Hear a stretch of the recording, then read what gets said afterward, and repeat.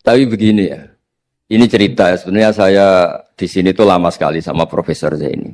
Saya mau curhat tentang seni ya, seni memaknai Quran. Ada ulama yang cari aman. Jadi kalau nafsir Yasin, Alif Lam Mim ya wallahu a'lam. Dan itu bagus karena ya siapa yang nggak tahu kalau wallahu a'lam. Ada yang nekat itu nebak-nebak. A itu apa, lam itu apa, mim itu apa. Ini ya tepak-tepakan, bisa dianggap klenik, bisa dianggap dukun. Tapi dari sekian tafsir itu, saya cenderung ngikuti teori umum bahwa andaikan Anda orang Indonesia, kalau mau menjelaskan anak-anak, ini saya beri penjelasan A sampai Z. A, B, C, D gitu. Jadi memaklumatkan bahwa kita akan mengkaji itu secara tuntas. Mungkin dalam kultur kita, wis tak terangno A sampai Z. Wis tak delok mulai rambut sampai sikil. Sudah saya lihat mulai rambut sampai kaki. Nah, jadi itu ibaratun anil idhah bikullil wuduh. Jadi itu dianggap penjelasan yang begitu detail. Sehingga alif lam mim itu ya dianggap kayak pokoknya Quran ini menjelaskan ABCD. Itu mukhatabnya, itu pasti paham maksudnya demikian. Terus kedua menyangkut apakah yang dingendikakan Allah, yang difirmankan Allah itu mewakili atau kuliah. Kuliah itu mewakili totalitas. Misalnya begini, kalau kita nikah sama perempuan, misalnya namanya Sri gitu. Bisa saja punya adik namanya Dwi, atau punya mbak namanya Dwi. Lama-lama kadang misalnya kita nyesal sebagai manusia. Kok cantik adiknya itu, atau cantik mbaknya itu. Kemudian Islam melarang wa antasma'u binal ukhtaini. Kamu tidak boleh menikahi dua bersaudara secara langsung. Tapi itu pun kalau kamu anggap sebagai panduan hukum itu bahaya. Karena melahirkan pertanyaan, gimana kalau ponakan dan buliknya? Jadi kita nikahi istri, buliknya masih cantik, terus kita nikahi juga, boleh enggak? Sebab itu zaman Rasulullah SAW ketika baca ayat wa antasma'u binal ukhtan, zaman itu Nabi menambahkan, juga kamu enggak boleh nikahi perempuan plus buliknya. Sehingga wa antasma'u binal ukhtan itu dianggap ibaratun an hurmatil jam'i bainal mahromen, itu dianggap pelarangan menikahi dua perempuan yang ada unsur apa? Mahram. Lalu pertanyaannya, kenapa Allah hanya menyebut dua saudara? Karena yang potensi masih sama-sama cantik ini dua saudara. Jadi Allah tidak perlu melarang wa antasma'u bainal mar'ati wa jaddatiha.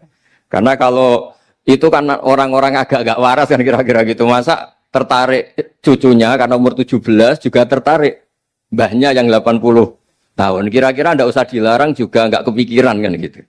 Tapi kalau saudara kan kepikiran.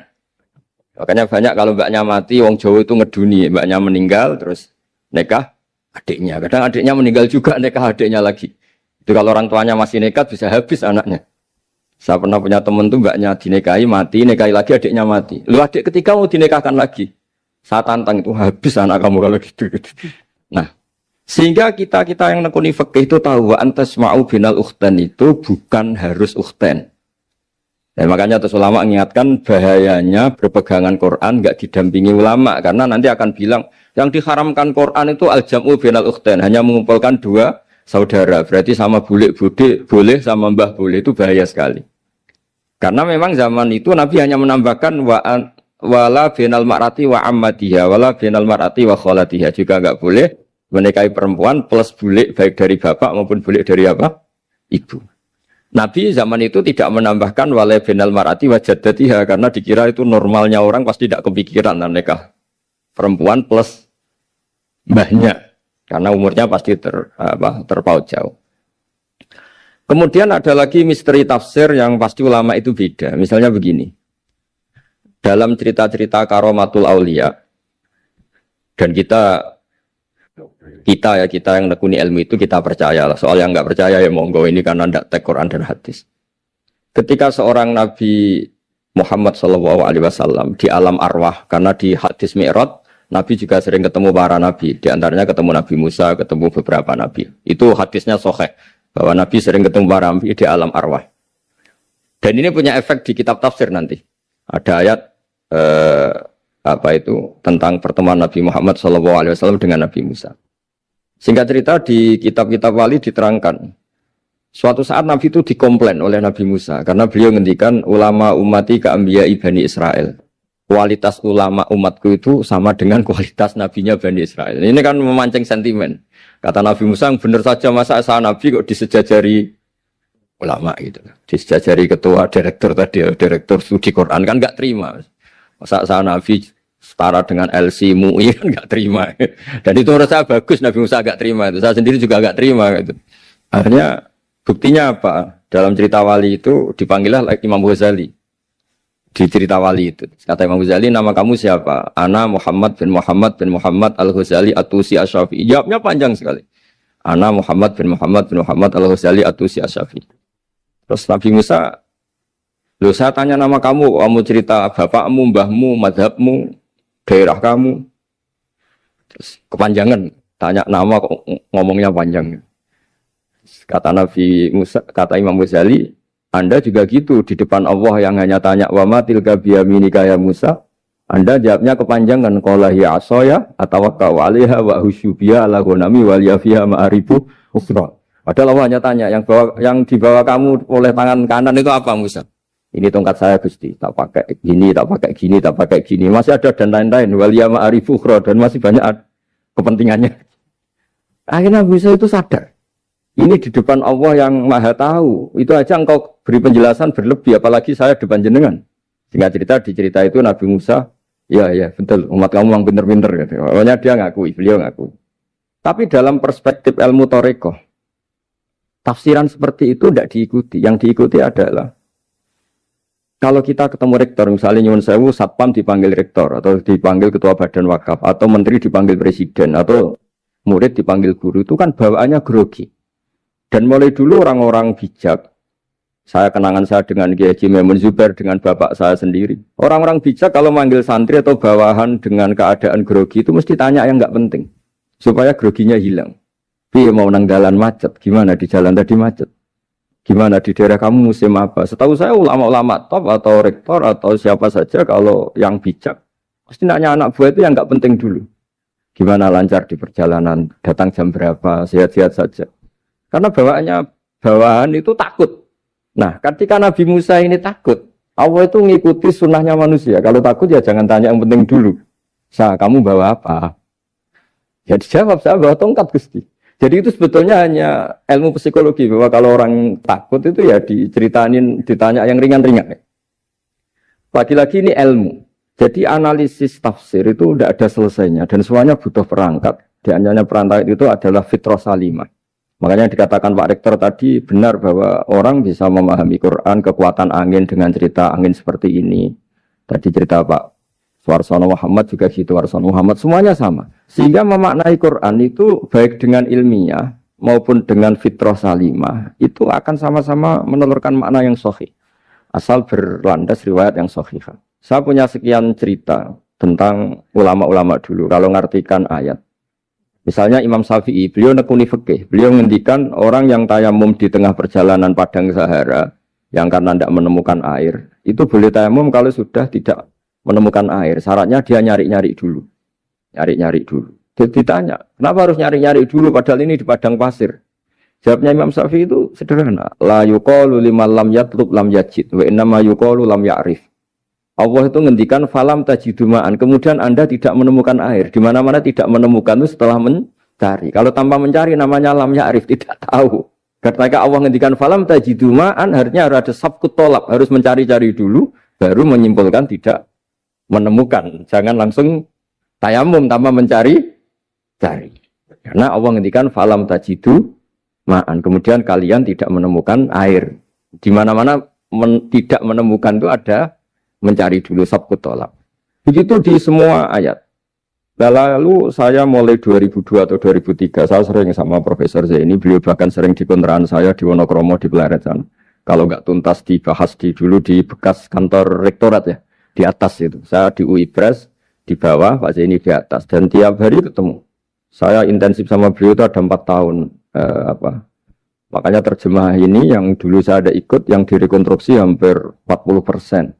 Karena berdebat terus, terutama fikih. Akhirnya kita misalnya, ini curhat ya supaya sekaligus lapor ke Profesor Quraish Shihab, apa yang kita lakukan. Jadi UI sudah lama sekali menerbitkan tafsir Quran, pernah nginduk Kemenak, juga pernah setengah nginduk, setengah ikut, juga benar-benar akhirnya mandiri. Semoga perhitungannya bukan pasar, tapi ingin Semoga, saya tidak tahu kalau hitungannya pasar itu tidak wilayah saya, tapi semoga enggak lah. Itu kita sering berdebat, itu tentang bolehkah memanfaatkan cerita Israiliyat untuk merekonstruksi ayat yang potongan dari cerita para nabi. Misalnya tahu-tahu kita ada cerita wahal ataka naba'ul khosmi istasawwarul mihrab istakhalu ala Dawuda fafazi'a minhum. Kata fazi'a itu maknanya kaget. Itu kalau kita misalnya kamu apa tahu orang-orang yang melompat pagar kemudian Nabi Dawud ini kaget. Itu cerita itu bisa terbentuk meskipun orang-orang banyaklah pakar-pakar tafsir yang anti Israiliyat. Tapi kita bisa maknai itu tuh kalau misalnya kata kaget. Kenapa kaget? Nabi Dawud itu seorang raja, bahkan orang barat nyebut King David. Beliau punya 7 lapis pengawalan dan khusus kamar pribadinya itu tidak siapapun, tidak ada yang bisa masuk. Tapi tahu-tahu ada orang di situ. Makanya beliau kaget. Fafazi amin. Qalu la takhaf. Para orang-orang ini bilang atau kamu jangan kaget. Sudah tidak usah mikir kagetnya kata orang ini. Khosmani bahwa ba'duna ala ba'din. Kita punya masalah sengketa dan Anda harus memutuskan sekarang. Singkat cerita, si orang ini cerita, orang atau malaikat itu cerita. Ini saudara saya punya kambing 99. Saya punya satu aja kok diminta. Menurut Anda gimana? Tolong putuskan yang benar. Abu Dawud langsung marah. Wah, kamu itu dolim betul. Sudah punya 99, minta yang satu. Kamu dolim betul. Ngawur betul kamu. Oke, sudah deal gitu, sudah putus. Orang ini senyum-senyum santai terus hilang. Ternyata itu para malaikat. Terus wadon Dawud annama fatannahu fastaghfara rabbahu wa kharara raki'a wa anam. Di banyak cerita Israiliyat itu Nabi Dawud itu istrinya 99.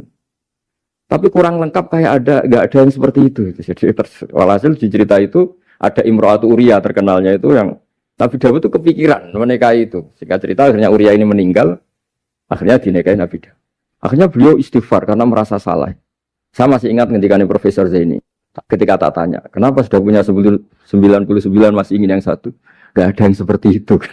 Jadi namanya bawaan rakus manusia itu tetap aja gak ada yang seperti itu.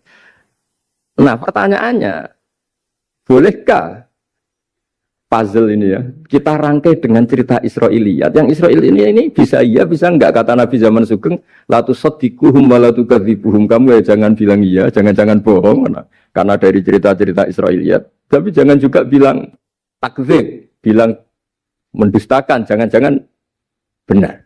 Nah, kita yang nekuni tafsir itu bingungnya ya. Makanya saya tadi sebenarnya bilang Pak Fajar bingung itu kalimat madhin itu muji. Memang bagusnya orang ilmuwan itu bingung. Kalau ilmuwan PD itu udah ilmuwan namanya, orang nekat itu. Ilmuwan itu harus satu teori diuji dengan teori yang lain, diperbandingkan terus menyimpulkan saat ini saya memutuskan demikian. Tapi entah suatu saat itu khasnya ilmuwan karena dia harus mikir terus itu. Masih banyak yang seperti itu. Akhirnya ya kita nafsiri ya pokoknya kalau orang sudah punya 3 kok minta yang punya 1 ya rakus lah gitu aja sudah. Apa itu peristiwa perempuan, apa peristiwa harta, peristiwa jabatan. Jadi kalau sudah punya jabatan 1 kok ingin jabatan yang lainnya anggap saja rakus gitu aja. Terus lalu itu simbol. Makanya ini terus pertanyaannya. Ini apakah simbol ibaratun anman itoma bahwa Allah enggak suka toma atau memang itu fakta? Nah, hal-hal seperti itu yang kita terus menekun. Kemudian yang ketiga misalnya kita ini sebagai cucu yang kurang baik. Setiap kita pidato cerita dosanya Nabi Adam diusir dari apa? Surga. Dan saya itu orang yang insya Allah disayang Nabi Adam. Saya termasuk cucu yang baik. Di mana-mana saya cerita. Nabi Adam itu keren meskipun diusir dari surga. Karena Nabi Adam itu diusir dari surga itu bukan karena dia kepencut sajaratul khuldi. Itu enggak. Jadi ceritanya gini. Kata Allah, Adam kamu boleh makan apa saja. Kecuali 1 pohon ini. Kamu jangan makan buahnya. Nabi Adam nurut. Nah, terus banyak kiai yang cerita. Gara-gara dirayu istrinya. Terus akhirnya cerita, jenenge wong lanang, pekampesane wong wedok. Kata istrinya, Tuhan yang bener aja. Masa semuanya boleh kok? 1 aja gak boleh. Cara lomo gak menisan gitu. Cara Jawa itu, ya kalau sudah semuanya boleh. Yang lebih mewah pun boleh kok. Ini 1 gak boleh ini. Paling itu iseng maksudnya. Sudahlah, dicoba aja. Nah, karena Nabi Adam itu merasa gak nyaman. Ada yang diredaksikan fa'akala itu makan. Tapi kalau makan tidak juga karena nggak nekat, karena beliau merasa tidak nyaman. Makanya sebagian diredaksikan zaqo itu ngicipi saja karena nggak nyaman. Sehingga lafat akala dimaknani dzaka juga dimaknani akala dalam konteks ini. Tapi di tafsir Ibnu Katsir diterangkan, kata kuncinya itu bukan di akala atau dzaka, tapi waqa sama huma inni lakuma laminan nasihin. Jadi Nabi Adam itu ketemu iblis, setan. Terus iblis ini bilang, wallahi demi Allah, larangan itu sudah dicabut dan sekarang Anda boleh makan itu. Atau apalah sumpahnya iblis merayu itu. Ketika Allah tanya, ya Adam kenapa kamu makan sajaratul khuldi padahal sudah saya larang? Ini hebatnya Nabi Adam. Waqa sama huma. Wa izzatika ya Rabbi ma adzunnu anna ahadan yaklifu bika kadiban. Wa izzatika ya Rabbi ma adzunnu anna ahadan yaklifu bika kadiban. Misalnya saat kita punya teman yang biasa bohong dengan kita. Oke, biasa bohong kita tidak percaya. Tapi kalau teman itu bilang gini, kamu dipanggil rektor. Misalnya saat santri kamu dipanggil Mbah Maimun.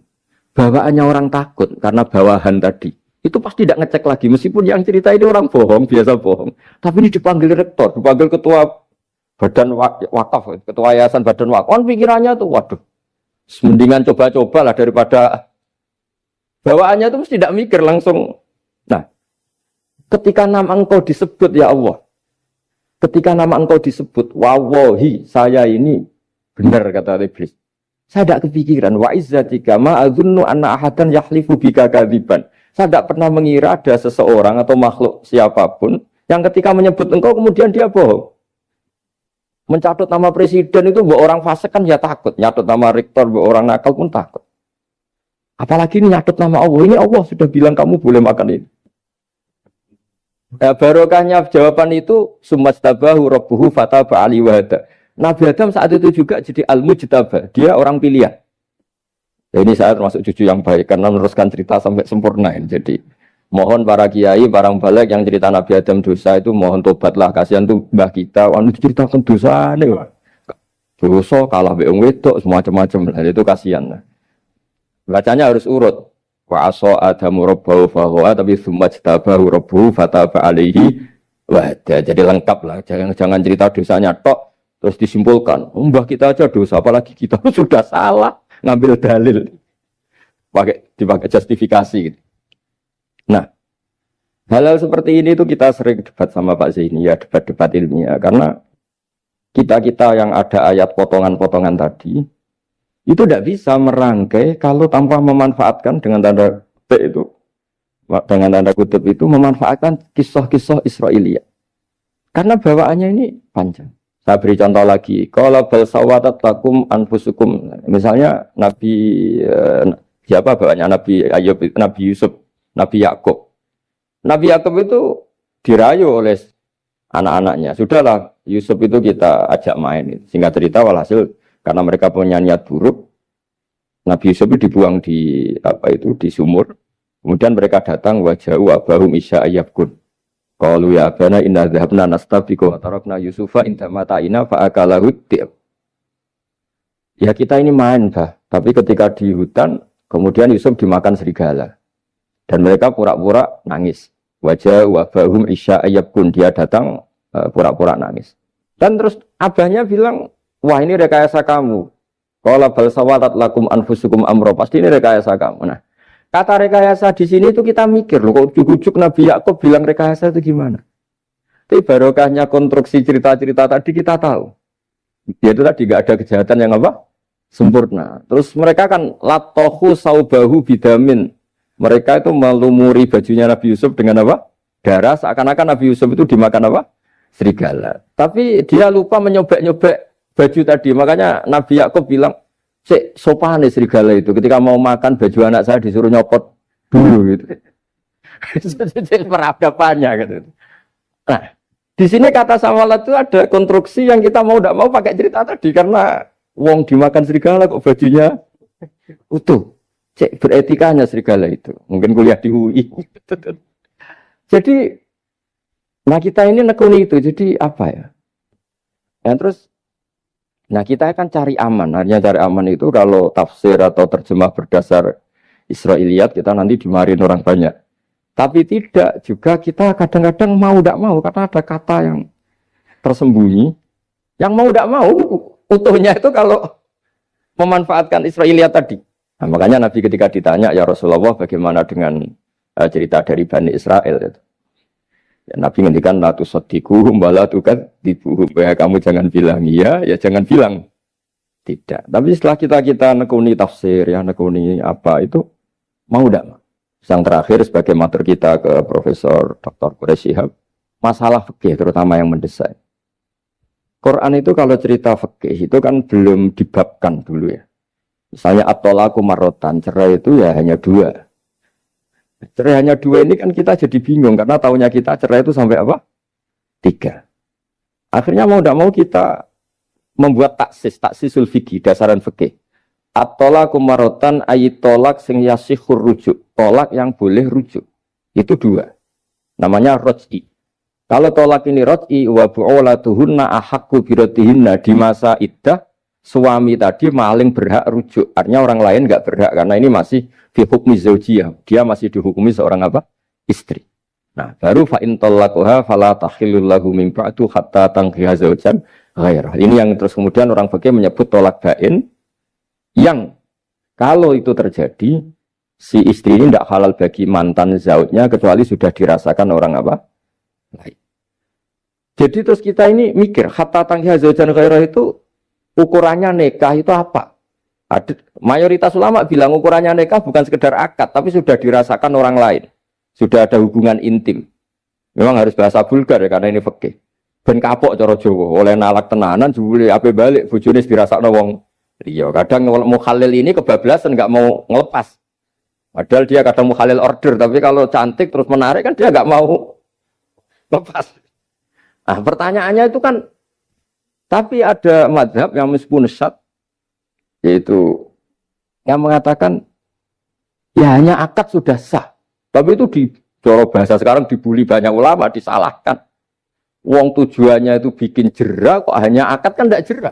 Jadi mukhalilnya hanya akad, setelah akad nanti menceraikan itu sudah cukup. Itu disalahkan banyak ulama karena ketika peristiwa itu terjadi pada istrinya Rifa al-Qurazi, jadi di hadis itu ya vulgar. Ya Rasulullah, saya ini istrinya Rifa al-Qurazi. Kemudian dia mencerai saya, fabat tato lagi, tolaknya sampai habis. Kemudian saya nikah sama Abdurrahman bin Zabir. Di hadis ini bukan bacanya bukan Zubair tapi Zabir. Abdurrahman bin Zabir. Tapi orang Arab itu ya agak-agak vulgar. Wa inna ma ma'ahu mislahud batis saw. Tapi alat kelaminnya tuh kiwir-kiwir. Nabi saya tidak mau.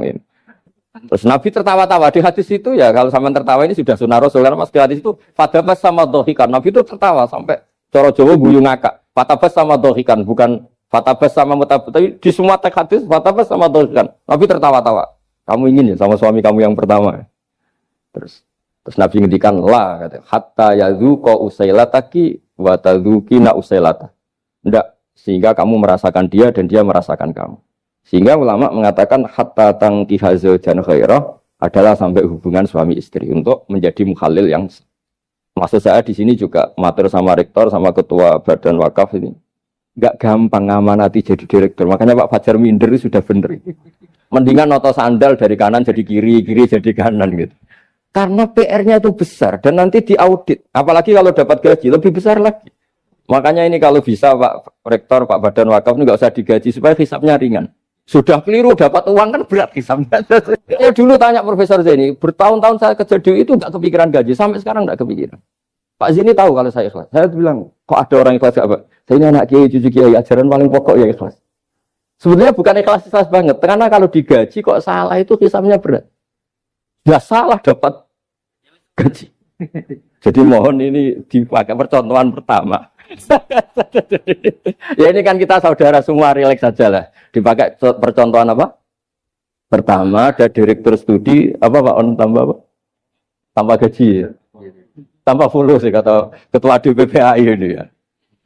Jadi ini semua matur kita ke Profesor Quraish Shihab supaya beliau nanti bisa ngendikan.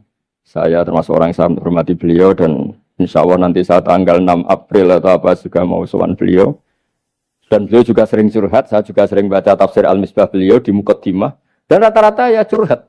Mau tahlili efeknya gini, mau duit. Tapi karena memang kita ngadepin teks yang umurnya sudah hampir berapa? 1000, berapa Pak Tamji? 1400 berapa? Ya sekitar 1400 berapa. Tapi tadi makanya kan kita kalau nerjemah terus saya diantara yang saya usulkan ke Profesor Zaini saat itu, Saya mau ikut tim asal ada catatan kaki, terus ada beberapa tambahan catatan kaki supaya tadi wa antas mau binal ukhten itu kalau kita misalnya kita kembali ke Quran hadis, Quran saja. Lah kalau ke Quran saja yang diharamkan wa antas mau binal ukhten. Padahal di sini juga wala binal mar'ati wa ammatiha wala binal mar'ati wa kho. Terus kita sebenarnya ingin nambahi wala binal mar'ati wajad tadinya. Tapi kan kayaknya enggak kepikiran. Nah, ada orang kok. Tapi kalau mbak atau adik itu kepikiran kan? Karena kalau ketemu temannya kan, saya sering punya teman yang dapat dua-duanya teman saya. Kok kamu nikah yang ini?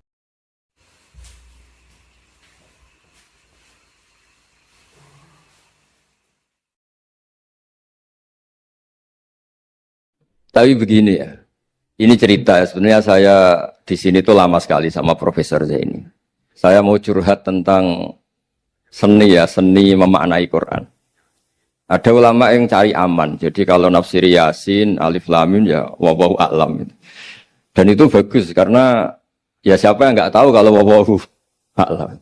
Ada yang nekat itu nebak-nebak, A itu apa, Lam itu apa, Mim itu apa. Ini ya tepak-tepakan, bisa dianggap klenik, bisa dianggap dukun. Tapi dari sekian tafsir itu saya cenderung ngikuti teori umum bahwa andaikan Anda orang Indonesia, kalau mau menjelaskan anak-anak, ini saya beri penjelasan A sampai Z. A, B, C, D. Gitu.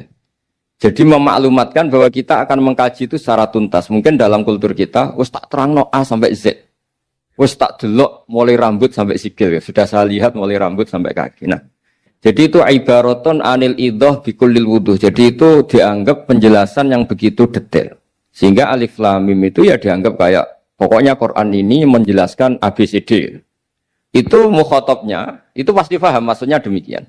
Terus kedua menyangkut apakah yang dingendikakan Allah, yang difirmankan Allah itu mewakili atau kuliah. Kuliah itu mewakili totalitas. Misalnya begini, kalau kita nikah sama perempuan, misalnya namanya Sri gitu.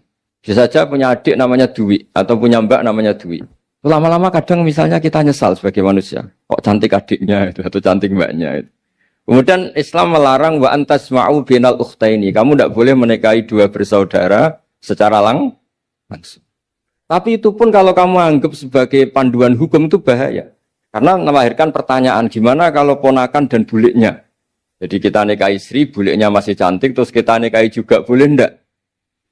Sebab itu zaman Rasulullah SAW ketika baca ayat wa antasma'u binal ukhtan, zaman itu Nabi menambahkan, juga kamu nggak boleh nikahi perempuan plus buliknya. Sehingga wa antasma'u binal ukhtan itu dianggap ibaratun an hurmatil jam'i binal mahromen. Itu dianggap pelarangan menikahi dua perempuan yang ada unsur apa? Mahram. Lalu pertanyaannya, kenapa Allah hanya menyebut dua saudara?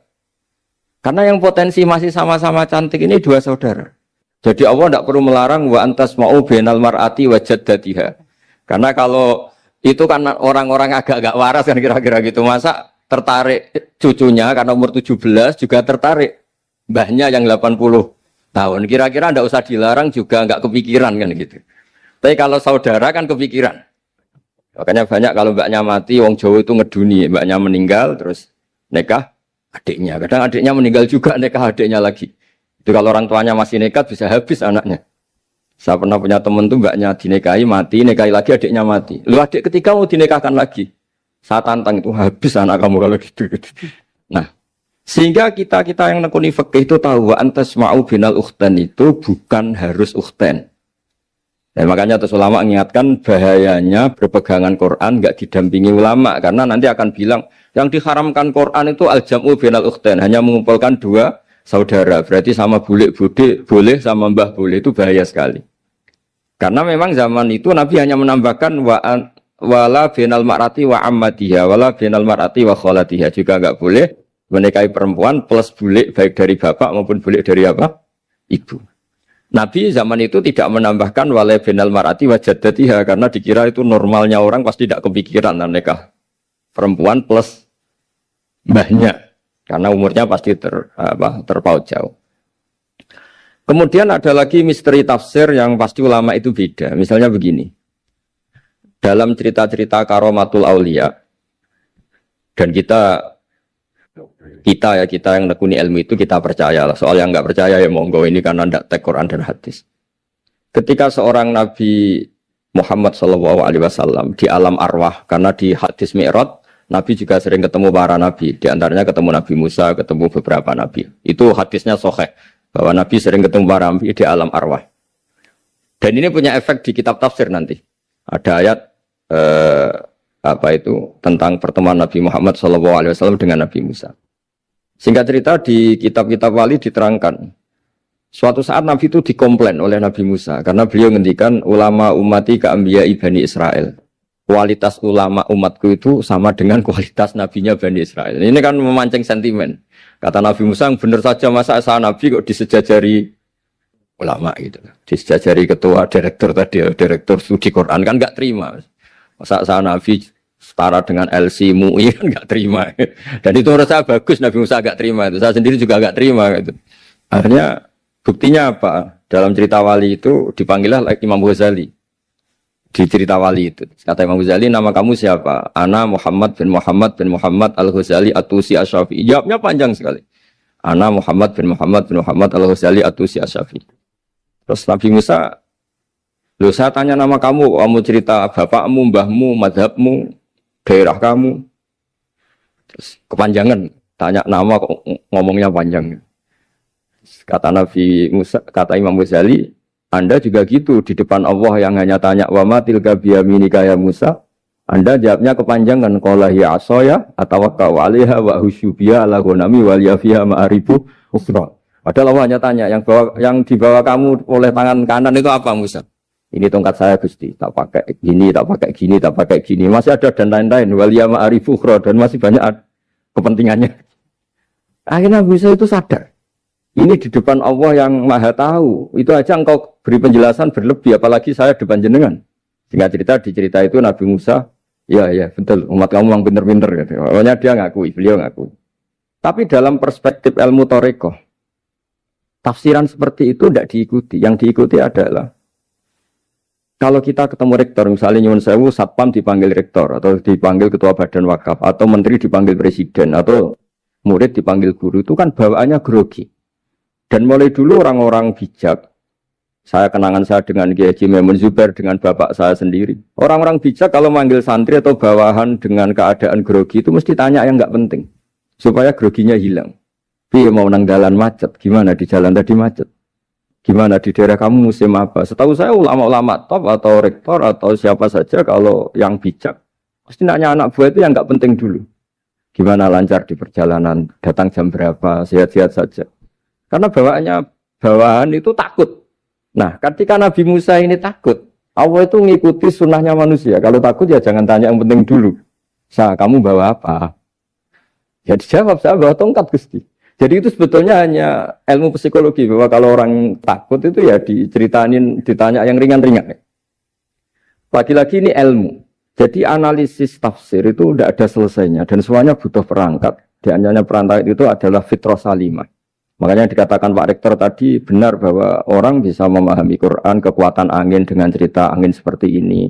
Tadi cerita Pak Suarsono Muhammad juga gitu, Suarsono Muhammad, semuanya sama. Sehingga memaknai Quran itu baik dengan ilmiah maupun dengan fitrah salimah, itu akan sama-sama menelurkan makna yang sahih. Asal berlandas riwayat yang sahih. Saya punya sekian cerita tentang ulama-ulama dulu, kalau ngartikan ayat.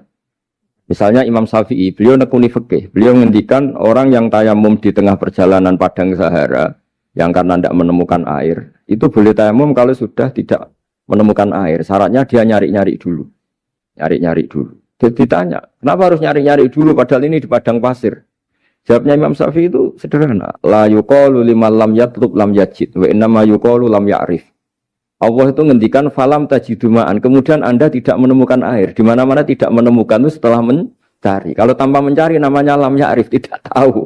Ketika Allah ngendikan falam tajiduma'an, artinya harus ada sabkut tolak, harus mencari-cari dulu baru menyimpulkan tidak menemukan. Jangan langsung tayamum tanpa mencari-cari. Karena Allah ngendikan falam tajiduma'an. Kemudian kalian tidak menemukan air. Di mana-mana tidak menemukan itu ada mencari dulu sabkut tolak. Begitu di semua ayat. Lalu saya mulai 2002 atau 2003, saya sering sama Profesor Zaini, beliau bahkan sering di kontrakan saya di Wonokromo di Pleret sana. Kalau nggak tuntas dibahas dulu di bekas kantor rektorat ya, di atas itu. Saya di UI Pres, di bawah, Pak Zaini di atas. Dan tiap hari ketemu. Saya intensif sama beliau itu ada 4 tahun. Makanya terjemah ini yang dulu saya ada ikut, yang direkonstruksi hampir 40%. Karena berdebat terus. Terutama fikih. Akhirnya kita misalnya, ini curhat ya supaya sekaligus lapor ke Profesor Quraish Shihab apa yang kita lakukan. Jadi UI sudah lama sekali menerbitkan tafsir Quran, pernah induk Kemenak, juga pernah setengah induk setengah ikut, juga benar-benar akhirnya mandiri. Semoga perhitungannya bukan pasar, tapi semoga, saya tidak tahu kalau hitungannya pasar itu tidak wilayah saya, tapi semoga tidak lah.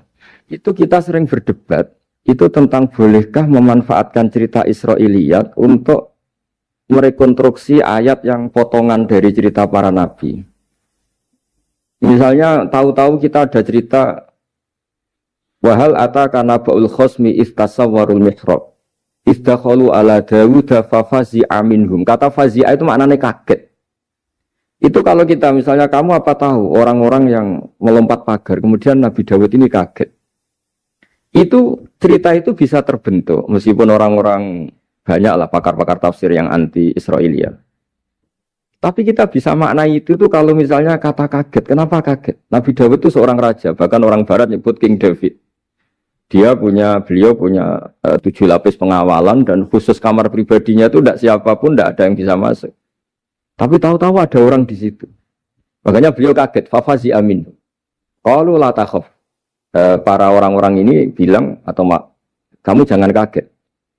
Sudah tidak usah mikir kagetnya kata orang ini. Khosmani bakho ba'duna ala ba'din. Kita punya masalah sengketa dan Anda harus memutuskan sekarang. Singkat cerita, si orang ini cerita, orang atau malaikat itu cerita. Ini saudara saya punya kambing 99. Saya punya 1 aja kok diminta. Menurut Anda gimana? Tolong putuskan yang benar. Abu Dawud langsung marah. Wah, kamu itu dolim betul. Sudah punya 99, minta yang 1. Kamu dolim betul. Ngawur betul kamu. Oke, sudah deal gitu, sudah putus. Orang ini senyum-senyum santai terus hilang. Ternyata itu para malaikat. Terus wadon Dawud annama fatannahu fastaghfara rabbahu wa kharra raki'a wa anab. Di banyak cerita Israiliyat itu Nabi Dawud itu istrinya 99. Tapi kurang lengkap kayak enggak ada yang seperti itu. Jadi walhasil di cerita itu ada Imra'atu Uria terkenalnya itu yang Nabi Dawud itu kepikiran menikahi itu. Singkat cerita akhirnya Uria ini meninggal, akhirnya dinikahi Nabi Dawud. Akhirnya beliau istighfar karena merasa salah. Saya masih ingat ketika Profesor Zaini, ketika tak tanya, kenapa sudah punya 99 masih ingin yang 1? Gak ada yang seperti itu. Jadi namanya bawaan rakus manusia itu tetap aja gak ada yang seperti itu. Nah pertanyaannya, bolehkah puzzle ini ya kita rangkai dengan cerita Israiliyat? Yang Israel ini bisa iya, bisa enggak? Kata Nabi zaman Sugeng, la tusaddiquhum wa la tukadzibuhum. Kamu ya jangan bilang iya, jangan bohong karena dari cerita-cerita Israiliyat. Tapi jangan juga bilang takdzib, bilang mendustakan, jangan-jangan benar. Nah, kita yang nekuni tafsir itu bingungnya ya.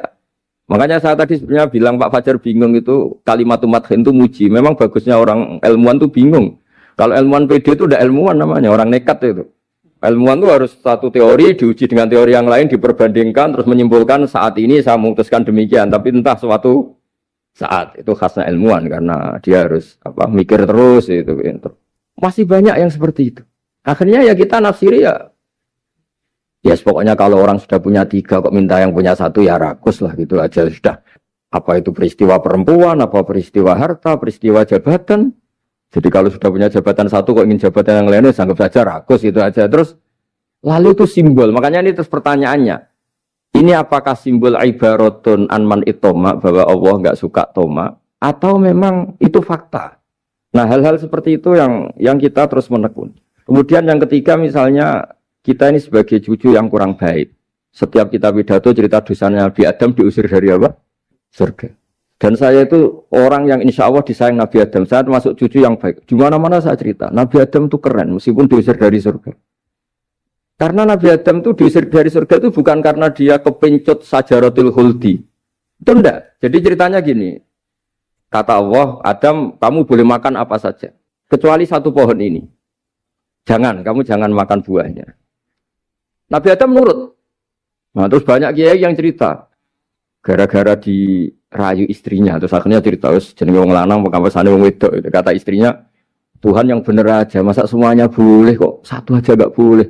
Cara lomo gak menisan gitu, cara Jawa itu ya kalau sudah semuanya boleh, yang lebih mewah pun boleh kok, ini satu gak boleh ini. Paling itu iseng maksudnya, sudahlah dicoba aja.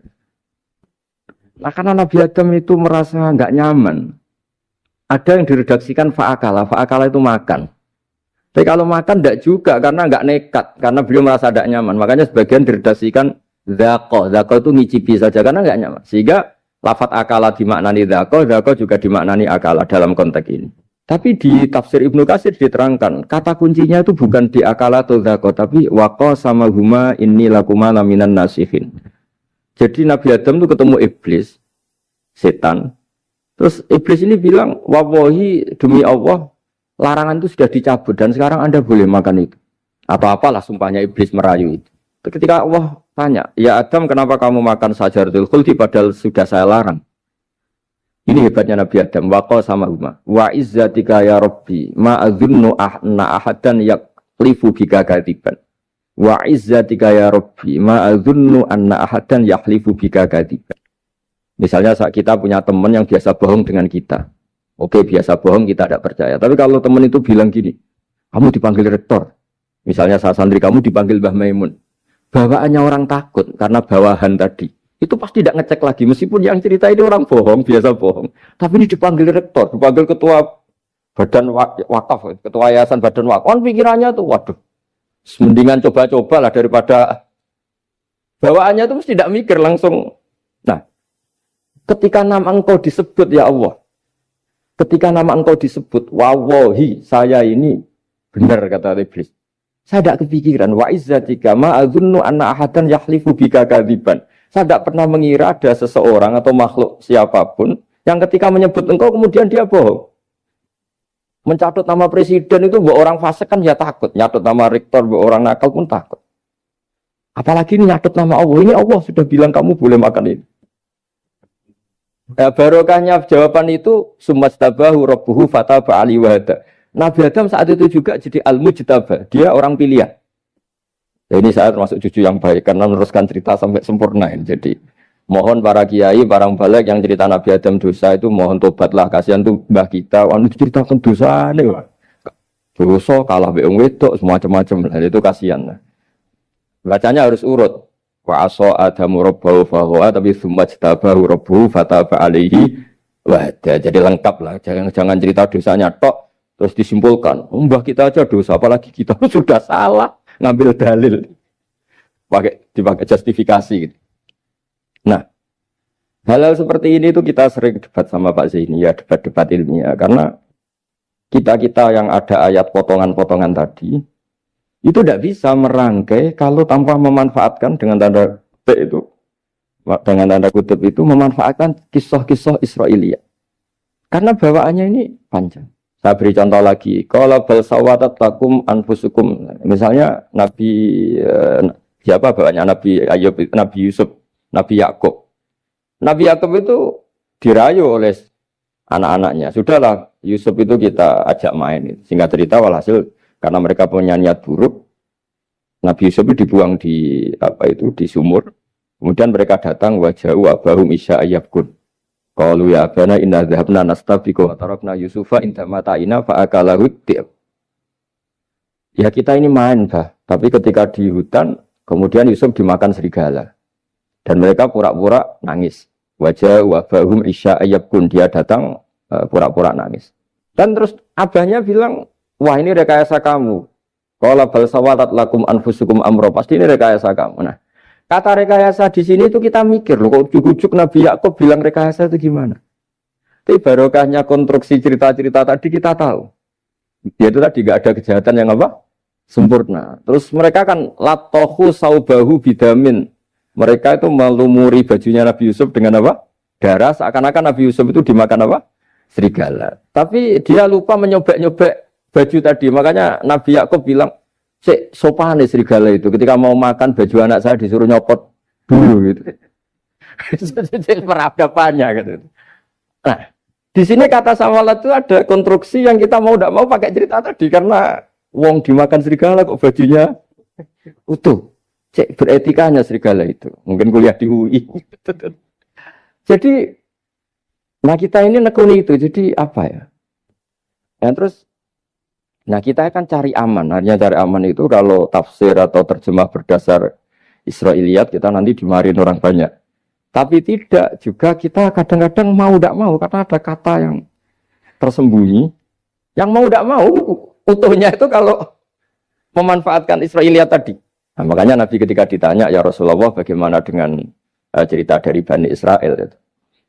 Ya, Nabi ngendikan la tusaddiquhum wa la tukadzibuhum. Ya kamu jangan bilang iya, ya jangan bilang tidak. Tapi setelah kita nekuni tafsir, ya nekuni apa itu mau tidak. Yang terakhir sebagai matur kita ke Profesor Dr. Quraish Shihab, masalah fikih terutama yang mendesak. Quran itu kalau cerita fikih itu kan belum dibabkan dulu ya. Misalnya at-thalaqu marratan, cerai itu ya hanya 2. Cerai hanya 2 ini kan kita jadi bingung karena taunya kita cerai itu sampai apa? 3. Akhirnya mau tidak mau kita membuat taksisul fikih, dasaran fikih. At-thalaqu marratan ayat tolak sing yasihur rujuk, tolak yang boleh rujuk. Itu 2. Namanya roj'i. Kalau tolak ini roj'i wa bu'ulatuhunna ahaqqu biratihinna di masa iddah, suami tadi maling berhak rujuk. Artinya orang lain enggak berhak karena ini masih fi hukmi zaujiyah. Dia masih dihukumi seorang apa? Istri.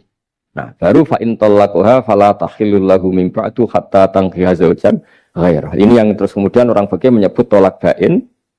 Yang kalau itu terjadi, si istri ini tidak halal bagi mantan zaujnya kecuali sudah dirasakan orang apa? Lain. Jadi terus kita ini mikir, hatta tangkiha zaujan ghairah itu ukurannya nikah itu apa? Mayoritas ulama bilang ukurannya nikah bukan sekedar akad, tapi sudah dirasakan orang lain. Sudah ada hubungan intim. Memang harus bahasa vulgar ya, karena ini fikih. Ben kapok cara Jawa, oleh nalak tenanan, jebule ape balik, bojone dirasakno wong.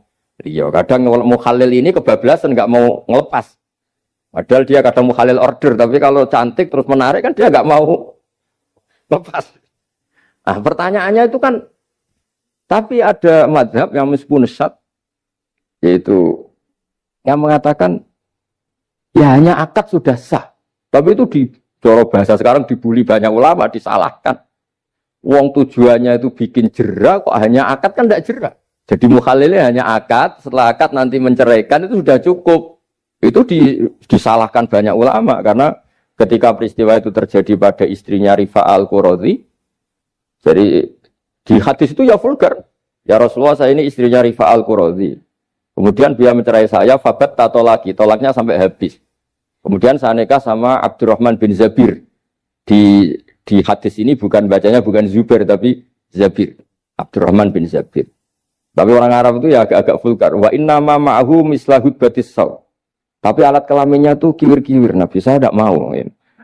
Terus Nabi tertawa-tawa. Di hadis itu ya kalau sama tertawa ini sudah sunnah Rasul. Karena mas di hadis itu fatabas sama dohikan. Nabi itu tertawa sampai coro Jawa guyu ngakak. Fatabas sama dohikan. Bukan fatabas sama mutabut. Tapi di semua teks hadis fatabas sama dohikan. Nabi tertawa-tawa.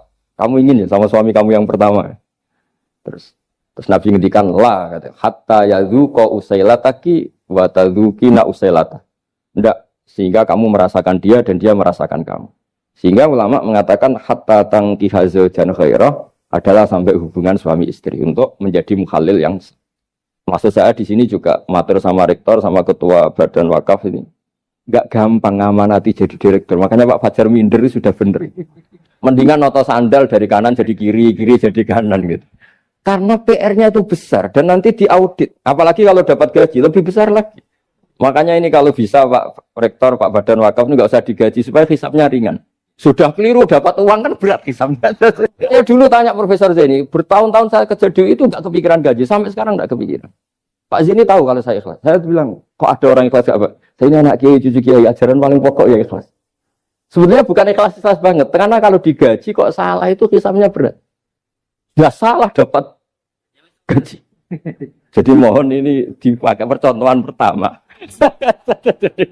Ya ini kan kita saudara semua, relax saja lah. Dipakai percontohan apa? Pertama ada direktur studi apa Pak On tambah apa? Tambah gaji ya. Tanpa follow sih kata ketua DPPAI ini ya. Jadi ini semua matur kita ke Profesor Quraish Shihab supaya beliau nanti bisa ngendikan. Saya termasuk orang yang sangat menghormati beliau dan insya Allah nanti saat tanggal 6 April atau apa juga mau sowan beliau. Dan beliau juga sering curhat, saya juga sering baca tafsir Al-Misbah beliau di Muqaddimah. Dan rata-rata ya curhat. Mau tahlili efeknya gini, mau duit. Tapi karena memang kita ngadepin teks yang umurnya sudah hampir berapa? 1000 berapa Pak Tamji? 1400 berapa? Ya sekitar 1400 berapa. Tapi tadi makanya kan kita kalau nerjemah terus saya diantara yang saya usulkan ke Profesor Zaini saat itu saya mau ikut tim asal ada catatan kaki, terus ada beberapa tambahan catatan kaki supaya tadi wa antas mau binal ukhten itu kalau kita misalnya kita kembali ke Quran hadis, Quran saja. Lah kalau ke Quran saja yang diharamkan wa antas mau binal ukhten, padahal di sini juga wala binal mar'ati wa ammatiha wala binal mar'ati wa kho. Terus kita sebenarnya ingin nambahi wala binal mar'ati wajad tadi. Tapi kan kayaknya enggak kepikiran. Nah, ada orang kok. Tapi kalau mbak atau adik itu kepikiran kan? Karena kalau ketemu temannya kan, saya sering punya teman yang dapat dua-duanya teman saya. Kok kamu nikah yang ini?